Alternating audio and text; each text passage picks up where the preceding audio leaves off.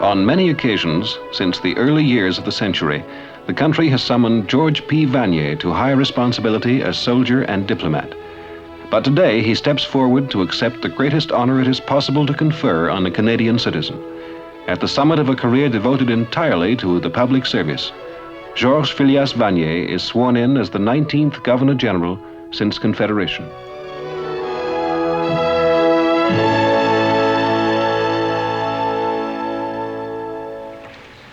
You, Georges Phileas Vanier, do swear that you will well and truly serve Her Majesty Queen Elizabeth II in the office of Governor General and Commander-in-Chief of Canada, and duly and impartially administer justice therein, so help you God. Serment d'office du Gouverneur General et Commandant en Chef du Canada. Vous, Georges Phileas Vanier, jurez de servir fidèlement et sincèrement Sa Majesté la Reine Elizabeth II, en qualité de gouverneur général et commandant en chef du Canada, et d'administrer la justice dûment et impartialement, ainsi do vos soins honnêtes. I do le jure.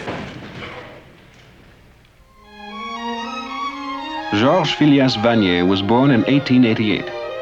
His father, Phileas Vanier, was a descendant of Canada's first French settlers. His mother, Margaret Maloney, was Irish-Canadian. The optimism of youth reigned supreme during those early years in Montreal. Symbolic of the times were winter's gay invasions of the yet uncluttered slopes of Mount Royal.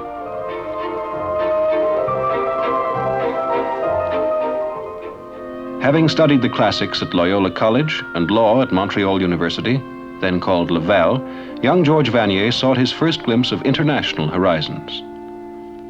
There were places and landmarks that no earnest tourist could afford to miss. But is it surprising that the young lawyer, who later confessed that he had always been a romantic, should seek out the graves of some poets, including that of Keats?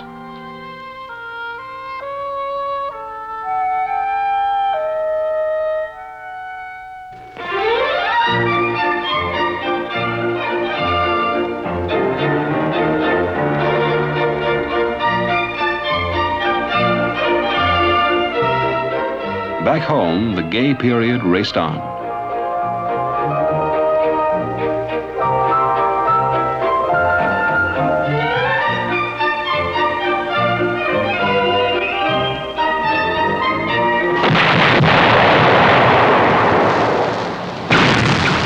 In Europe, conquerors were on the march. With youthful enthusiasm, Georges Vanier and his companions volunteered for military service.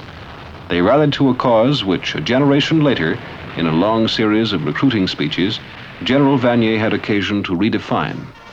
You understand that our sacred duty is to go to the help of our brothers who suffer, wherever they may be, irrespective of race or creed. You understand that the duty of every patriot, of every Christian, is to do more than his share in the service of humanity in order to safeguard the dignity of man and the reign of God.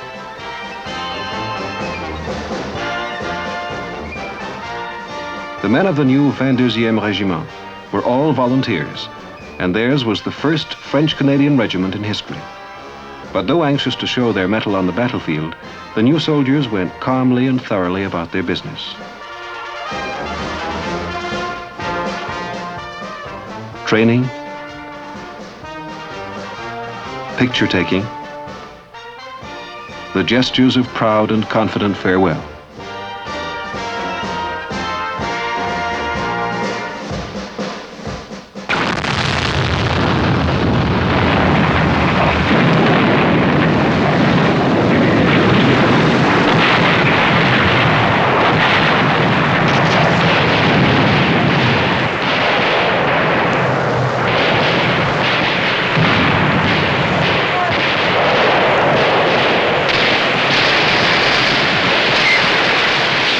The young soldiers of the 22nd Regiment were led to battle by Lieutenant Colonel Thomas Tremblay, whose outstanding leadership inspired them to heroic deeds.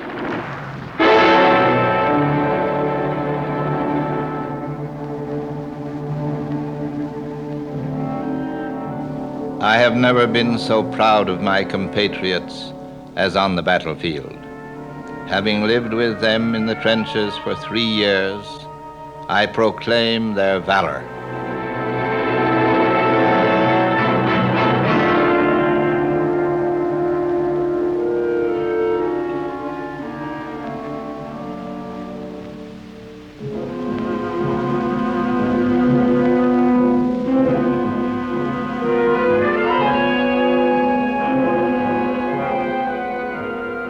During periods of rest from battle, they wrote back to their families and friends that all was well and not to worry. The war would soon be won.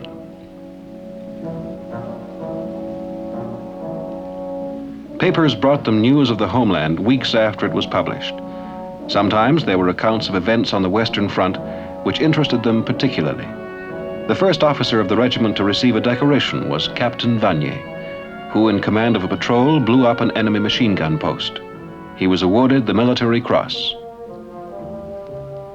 You couldn't afford not to smile for a picture which might be your last.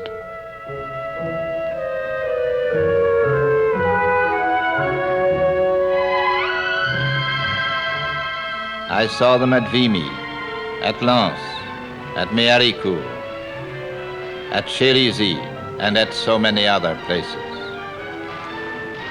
My most poignant memory of them is Passchendaele, when they had to go forward in mud, at times up to their knees, with dead bodies floating about in enormous shell holes. Slowly they advanced. Over and over again they slipped in the mud, fell, retrieved themselves, until finally they reached the firing line where duty called them.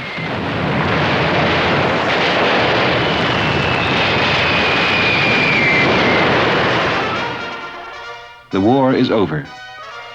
And here you were, safe and strong after so many months, so many years of hell and death. Proud and ringing were the cheers of victory. But the memory of thousands of comrades in arms who had been less fortunate came as a sorrowful echo. Captain Brown, wounded. Captain Lefebvre, killed in action. Captain Larocque, wounded. Captain Brosseau, killed in action. Captain de Martigny, wounded. Major Vanier, wounded. He had received the DSO, the Military Cross with Bar, the Legion of Honor, and suffered the loss of his right leg.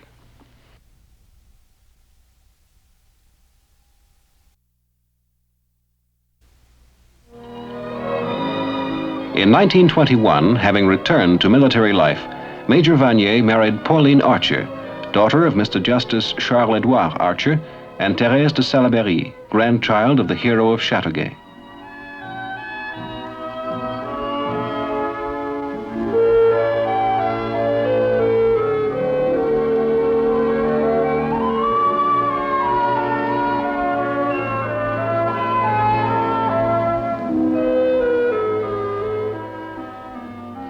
His first assignment was that of aide-de-camp to the Governor General, Lord Byng of Vimy, who had commanded the Canadian Corps. Later, after spending 2 years at the Staff College at Camberley, he returned to Quebec Citadel to take over command of his regiment, the Royal 22nd. He had come back to regimental life, of which he was fond, and he had occasion to recall with former comrades the more exciting incidents of past campaigns.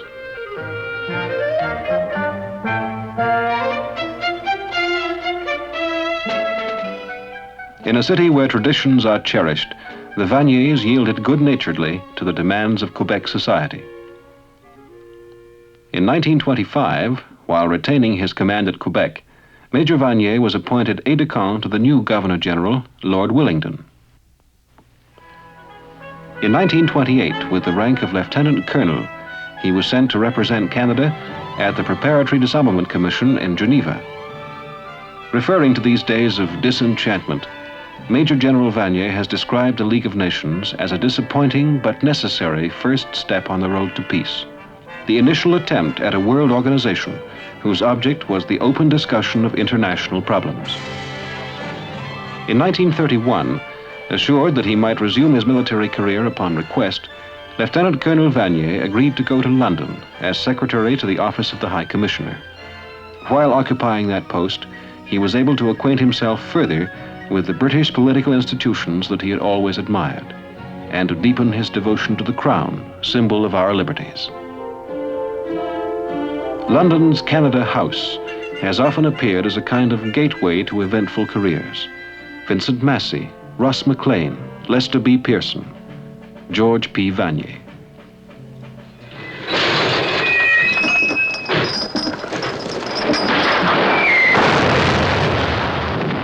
In 1939, Lieutenant Colonel Vanier was appointed Canadian Minister to France.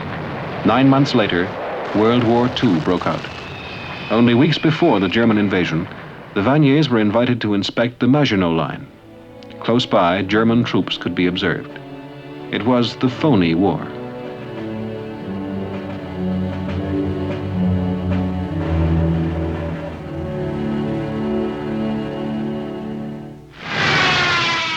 Not long after, dramatically, the seemingly impregnable fortress had crumbled, and the Germans were thundering towards Paris. I saw women, children, and old men in every imaginable vehicle, which in some cases they shared with farm animals, and some plodded on foot. They had abandoned their homes. They did not know when or how their terrible journey would end.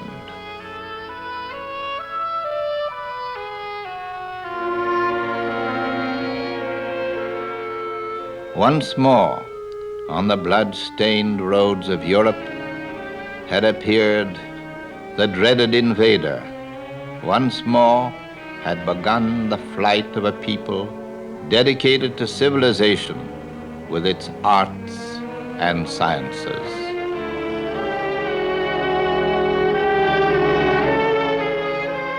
Along with thousands, the Vaniers experienced the perils and hardships of forced flight. When finally they reached London, the Canadian diplomat asked that he might again serve his country within the ranks of the army. Upon his return to Canada, he was appointed member of the Joint Board on Canadian and U.S. Defense. And in 1941, promoted to the rank of brigadier, he assumed command of Quebec Military District No. 5. By word and by action, he encouraged fuller French-Canadian participation in the war effort.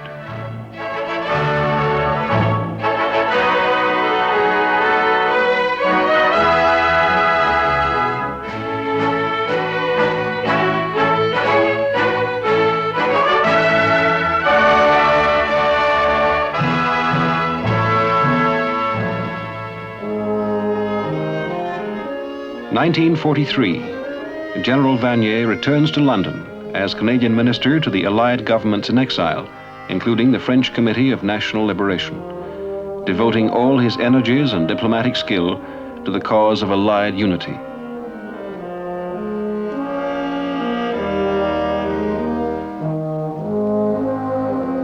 Occasionally, during these busy years, General Vanier is able to take time off to greet the officers and men of his beloved 22e Regiment, the Vendoux.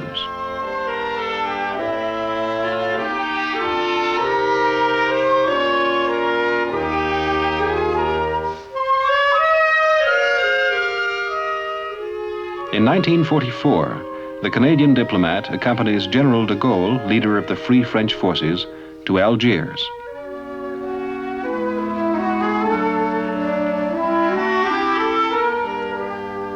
In Algiers, he meets an old friend, General Leclerc, who is related to Madame Vanier. General Leclerc, after his remarkable success in Africa, is training his division in Morocco to take part in the D-Day landing.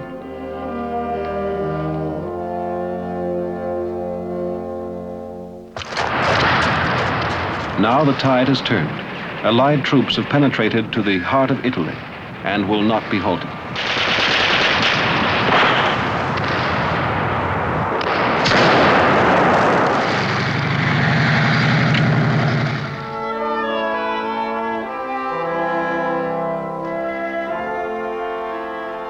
General Vanier accompanies the men of the Royal 22nd to an audience with Pope Pius XII at the Vatican, and later to Mass at St. Peter's. It is a source of great satisfaction to him that the Vandus have been able to help liberate Rome. Ever respectful of other people's beliefs and opinions, General Vanier has never hesitated to affirm the principles of his own faith and the necessity for maintaining the supremacy of the Spirit.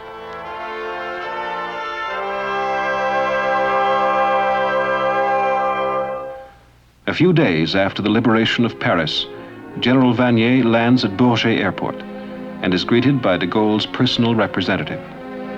The event marks the establishment of the first Canadian embassy in France. Since yesterday, for every civilized person, something has changed in the world. Paris has become free once more. After 4 years of darkness, light bursts forth from this great source, always young and ardent, to which from the 4 corners of the world, men yearning for liberty come to rekindle the flame of their ideal.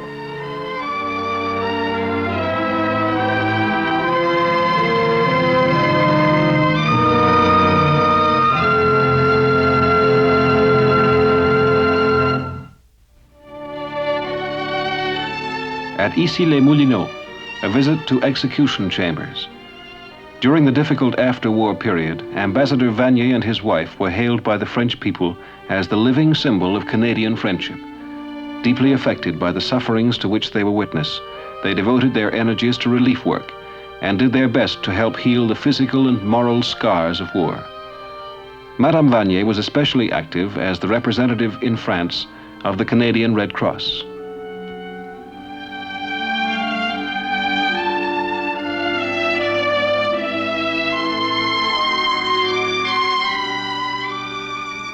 The ruins of Caen.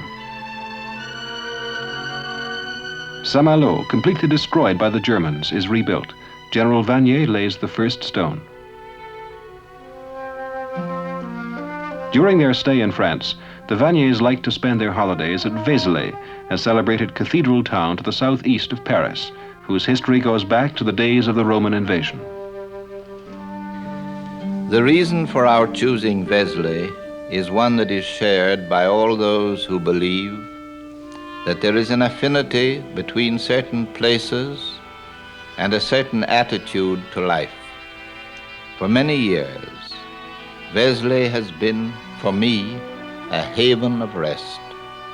Here one feels 2 things very deeply: the strength of silence and the need of wings. The presence of the magnificent basilica, which is one of the great triumphs of man, does not prevent the town which spreads below from living a life simple, discreet, and full of charm.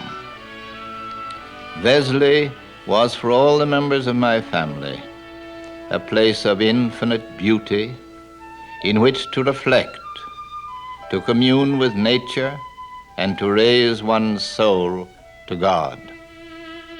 Among the Vanier children who occasionally gathered at Vézelay was the general's only daughter, Thérèse, who now practices medicine in London.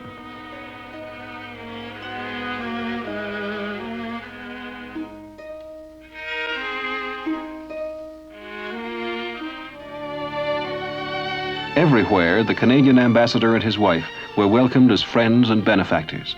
Especially touching were the hopeful greetings of the thousands of children who had been orphaned by war.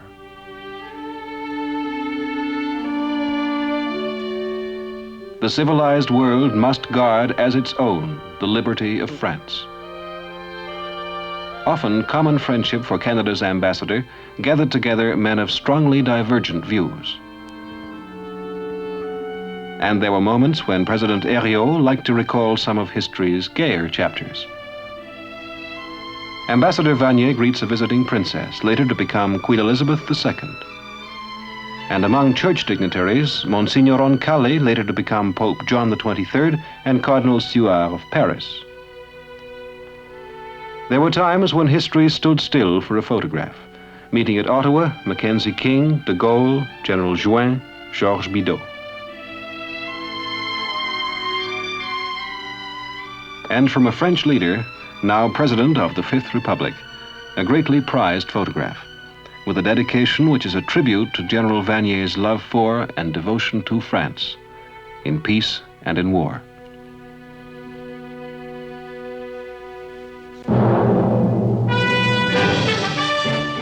Quebec, 1959. High within its ramparts, the old city seems yet to stand guard. But the times are far removed when British sails on the river below were a menace and a challenge. And if today a cannon roars, it is to welcome royal visitors.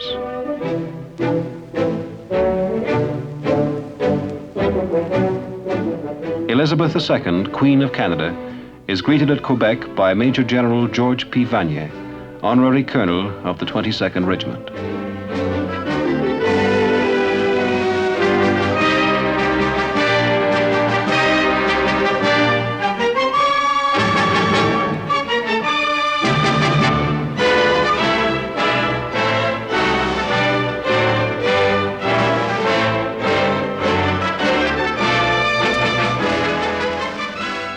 A few weeks later, before returning to London, Her Majesty announced the appointment of Georges Phileas Vanier as Governor General of Canada.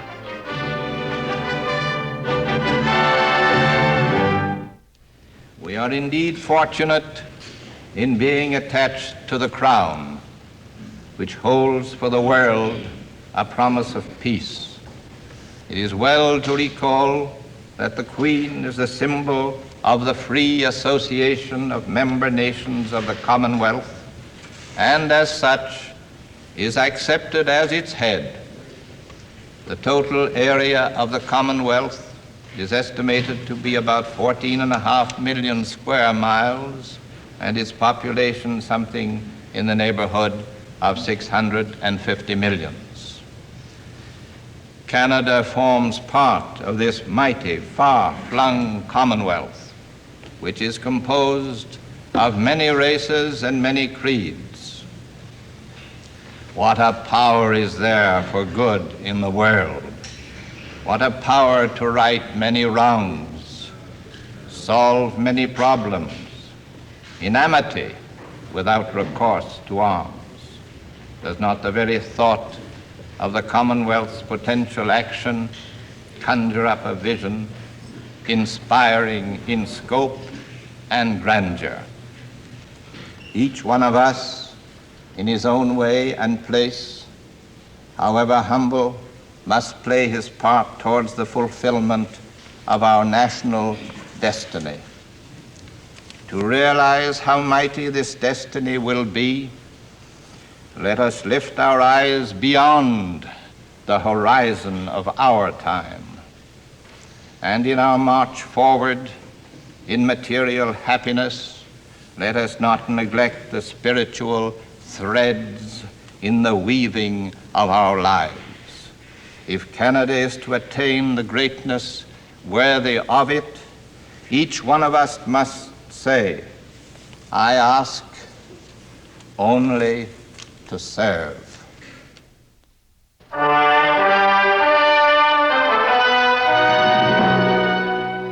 Rideau Hall, official residence of Canada's Governor General. Their Excellencies have come back to familiar surroundings. The new Governor General first came to Government House 38 years earlier as aide-de-camp to Lord Byng, at the very start of his eventful military and diplomatic career.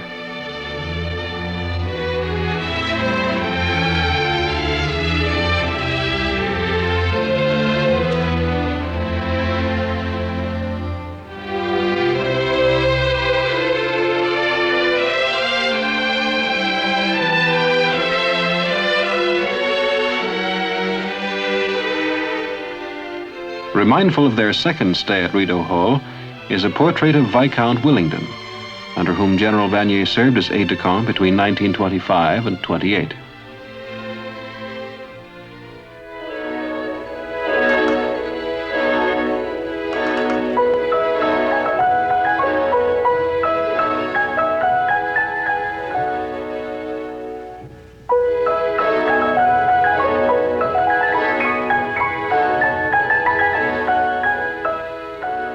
One of the new Governor General's first official functions was playing host to the Ottawa Boys Club a few days before Christmas.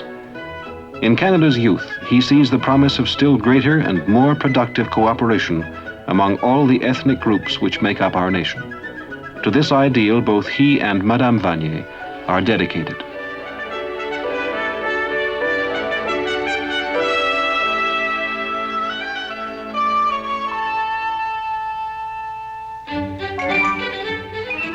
And at the very heart of a nation's confidence and optimism, there must always be the vitality of youth.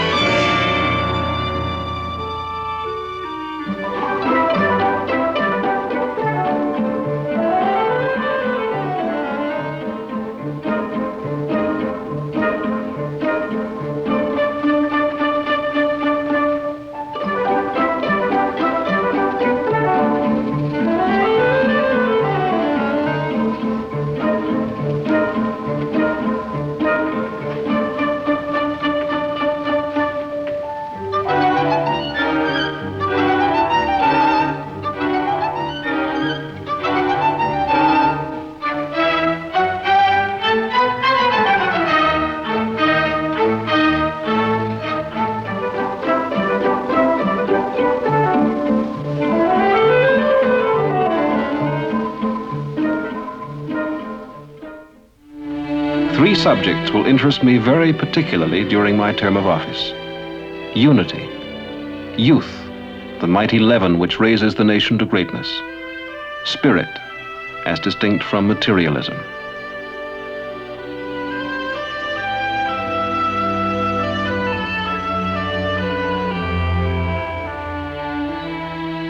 The Vanier family, 4 sons and a daughter, has put down roots in 3 countries, England, France, and Canada. Thus their cultural interests are richly varied, and their occupations range from medicine and painting to silent contemplation in a Trappist monastery. But the ties between them remain very close, and the letters they exchange cannot help but evoke the many colorful memories they share as a family.